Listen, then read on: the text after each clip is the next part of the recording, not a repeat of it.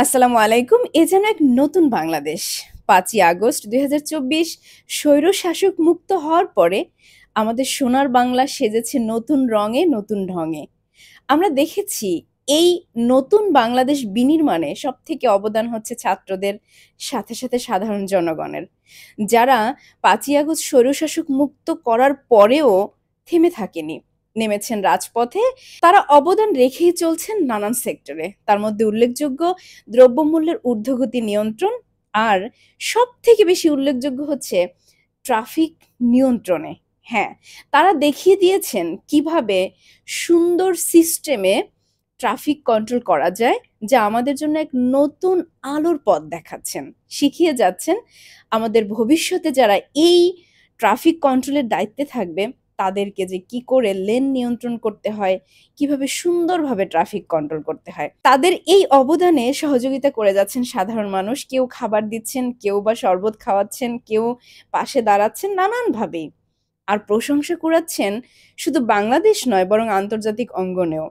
কিন্তু দুঃখের বিষয় হচ্ছে তাদের এই এত ভালো কাজের অবদান বা স্বীকৃতি না দিয়ে আমাদের এই সোনার বাংলায় এখনো এমন কিছু কুলাঙ্গার রয়েছেন যারা এর মধ্যেও গন্ধ খুঁজে বেড়াচ্ছেন। আমি ৩টি কমেন্টস কোট করেছি। একটি হচ্ছে সমীর দেবনাথ, তিনি লিখেছেন, "এটা লোক দেখানো কয়েকদিন।" হ্যাঁ? একইভাবে লিখেছেন কর মণ্ডল, "নাটক দেখানোর জন্য একদিন করলে হবে না, রোজ করতে হবে, তার ভালো বলা যাবে।" ঠিকমতো লিখতেও পারেননি। এরপরে লিখেছেন অভয় মামুন, "কাল পরশু থেকে যখন পুরোদমে অফিস আদালত খুলবে তখন দায়িত্বটা পালন করেন। ফাঁকা মাঠে গোল দিয়েন না, প্লেয়ার নিয়ে খেলেন, মজা পাবেন, তাহলে বুঝবেন।" আমি এই জায়গাটিতে জাস্ট তাদেরকে ছোট্ট করে কয়েকটি উত্তর দেওয়ার জন্য আজকের এই ভিডিওটি করছি। আপনাদের কমেন্টস দেখে বোঝা যাচ্ছে যে আপনারা ওই যে গুন্ডা লীগের কেউ একজন হবেন। যারা হচ্ছে বাংলাদেশটা যে এত সুন্দরভাবে এখন আগাচ্ছে আমাদের এই খুদে যোদ্ধাদের মাধ্যমে, এদের এই কাজগুলোকে আপনারা স্বীকৃতি দেওয়ার সেই যোগ্যতা মানসিকতায় রাখেন না। আর কুলাঙ্গার বলছি বোধহয় যথার্থই বলা হয়েছে। কারণ যেখানে এই ছোট, ছোট আমাদের ছাত্র ভাই বোনেরা তারা তো কোনো ট্রেনিং নিয়ে আসে নাই। তাদের হাতে ছিল কলম, বই, খাতা। সেখান থেকেই স্বৈরশাসক শিখিয়েছে কিভাবে রাজপথে নেমে আসতে হবে এবং এই স্বৈরশাসকের পতন ঘটাতে হবে। হুম? বাংলাদেশকে মুক্ত করতে হবে। সাধারণ মানুষ যে জিম্মি ছিল, বাক স্বাধীনতা ছিল না, সেই স্বাধীনতাকে তারা অর্জন করে দিয়েছে। হ্যাঁ?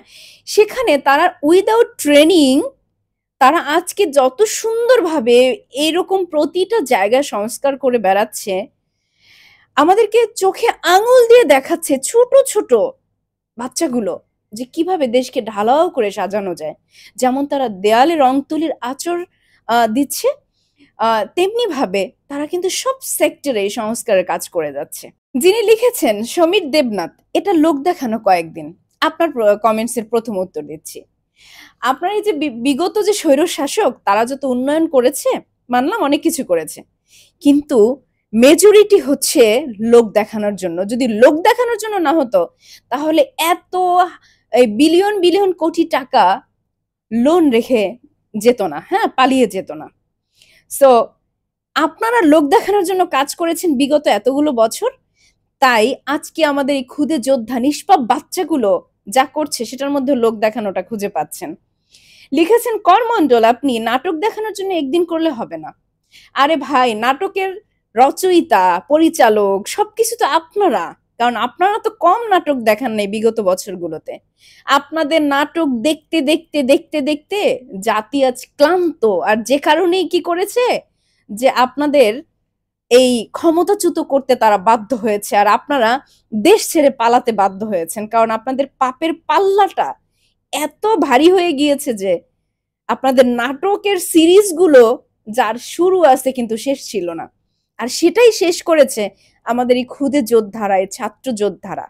সুতরাং নিজেরা নাটক করে এই নিষ্পাপ বাচ্চাগুলোর এই কাজগুলোকে নাটক হিসেবে দেখবেন না। যদি দেখতে ভালো না লাগে, এত জ্বালাপোড়া করে চোখ বন্ধ করে থাকবেন। কিন্তু বাজে মন্তব্য করবেন না। হুম? এরপরে লিখেছেন অভয় মামুন, "কাল পরশু থেকে যখন পুরোদমে অফিস আদালত খুলবে তখন দায়িত্বটা পালন করেন। এ পর্যন্ত বুঝলাম। তারপরে লিখেছেন, ফাঁকা মাঠে গোল দিয়েন না, প্লেয়ার নিয়ে খেলেন, মজা পাবেন, তাহলে বুঝবেন। ফাঁকা মাঠে গোল দেয়া এটা তো আপনাদের কাজ, কারণ রাতের ভোটের সরকার ছিলেন আপনারা। ফাঁকা মাঠে কোনো প্রতিপক্ষকে আপনারা নির্বাচনের মাঠে দাঁড়াতে দেননি, কাউকে কথা বলতে দেননি, আহ, কোনো কিছু দেখেও বলার সেই অধিকার আমাদের কেড়ে নিয়েছিলেন। তো ফাঁকা মাঠের গোল আপনারা দিয়ে অভ্যস্ত। আজকে এই ছোট ছোট বাচ্চাগুলো ট্রাফিক কন্ট্রোলের কাজ করছে, নানান দিকে সংস্কার করছে, আর আপনারা ওই যে রাতের ভোটের সরকার ছিলেন, রাতের ভোটের আপনারা সেই প্লেয়ার ছিলেন, যার জন্য আপনাদের কাছে মনে হয়েছে যে এরাও ফাঁকা মাঠে গোল দিচ্ছে। হ্যাঁ, লজ্জা করে না এই ধরনের মন্তব্য করতে? মিনিমাম যদি সেন্স থাকে মাথায়, মিনিমাম, তাহলে তো এই ধরনের মন্তব্য করার কথা না। হ্যাঁ, কোথায় এই বাচ্চাগুলোকে অ্যাপ্রিসিয়েট করবেন, কোথায় নিজেদের ভুল স্বীকার করে ভুলগুলোকে শুধরে নিবেন, তা না। ওই যে কুকুরের লেজ যেমন বাঁকা থাকে, আপনাদের লেজটা বাঁকাই হয়ে রয়েছে।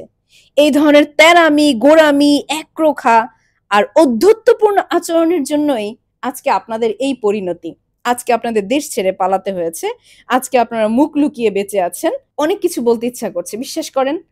আর এমন কিছু মানে গালি ভেতর থেকে আসতেছে, কিন্তু আমি মুখে উচ্চারণ করতে এগুলো শিখি নাই, কারণ বাবা মা গালি শিখায়নি তো, সেই কারণে। আর এত ভদ্র ভাষাও আপনাদের কানের মধ্যে যাবে না, কারণ ভদ্র ভাষা যদি আপনারা বুঝতেন, এই বিবেকবোধ, এই মানবতাবোধ, এই মনুষ্যত্ববোধ, কিংবা মিনিমাম যদি মনের মিনিমাম সৌন্দর্যটুকু থাকতো, তাহলে এই ছোট ছোট বাচ্চাদের এত সুন্দর কাজকে আপনারা অ্যাপ্রিসিয়েট করতেন। অ্যাপ্রিসিয়েট না করতে পারলে অন্তত চুপ থাকতেন, কিন্তু বাজে মন্তব্য করতেন না। আর এগুলো যদি আপনাদের মধ্যে থাকতো, অবশ্য আমিও একটা বোকা মানুষ, আমি আবার আপনাদেরকে এইগুলো বলছি না, আপনাদের ভিতরে সেই মনুষ্যত্ববোধ থাকলে তো আর আপনারা আয়নাঘর বানাতেন না, নিষ্পাপ নিরপরাধ মানুষগুলোকে বছরের পর বছর আয়নাঘরে লুকিয়ে রাখতেন না। আপনারা এভাবে মানুষের উপরে জুলুম, নির্যাতন, অত্যাচার, নিপীড়ন এগুলো করে যেতে পারতেন না।